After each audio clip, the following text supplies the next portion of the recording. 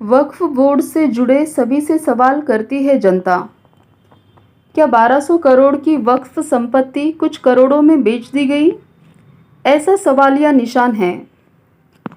एक चौंकाने वाला मामला सामने आया है पुणे के बानेर इलाके से, जहां वक्फ बोर्ड की ज़मीन, जिसकी आज की कीमत लगभग 1200 करोड़ बताई जा रही है, उसे पुराने आदेश का हवाला देकर बिना खुली प्रक्रिया के एक सोसाइटी को ट्रांसफ़र कर दी गई।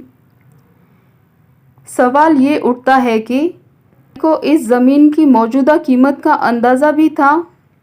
ऐसा सवाल है। क्या ये सौदा सोची समझी चाल थी? ऐसा भी सवाल है। क्या इसके पीछे कोई बड़ा हाथ है? ऐसा भी सवालिया निशान है। 2006 के आदेश का हवाला दिया गया और फिर 2009 में रजिस्ट्रेशन कर दिया गया, लेकिन मामला अब वायरल हुआ है। अब जनता सवाल कर रही है, संभाजी नगर में जो 150 करोड़ का वक्फ ज़मीन घोटाला था, क्या ये भी वैसा ही मामला है? यहाँ भी सवाल बनता है, क्या इस पूरे खेल की जांच एसआईटी से होगी या मामला फिर किसी ताकतवर की फाइल में दब जाएगा? यहाँ भी सवाल बनता है।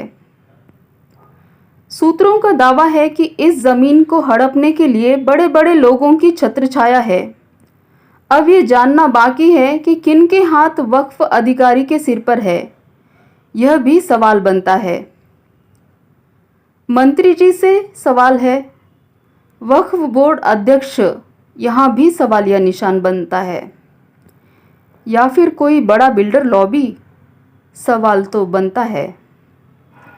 अब जनता बोल रही है, आओ चोरों बांधो भारा, आधा तुम्हारा आधा हमारा। ओह नहीं नहीं, पूरा का पूरा तुम्हारा। क्या 1200 करोड़ की वक्फ संपत्ति को बेचना जनता के साथ विश्वासघात नहीं है? ऐसा सवाल है।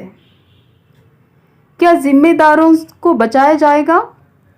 ऐसा, या इस बार होगा खुलासा? ऐसा भी सवाल है। पर कर दी गई। सवाल ये उठता है कि को इस ज़मीन की मौजूदा कीमत का अंदाज़ा भी था? ऐसा सवाल है।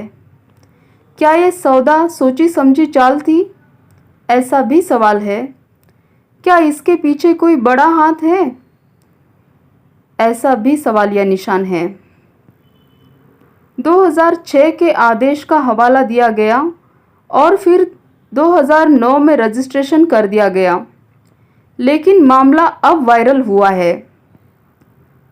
अब जनता सवाल कर रही है, संभाजी नगर में जो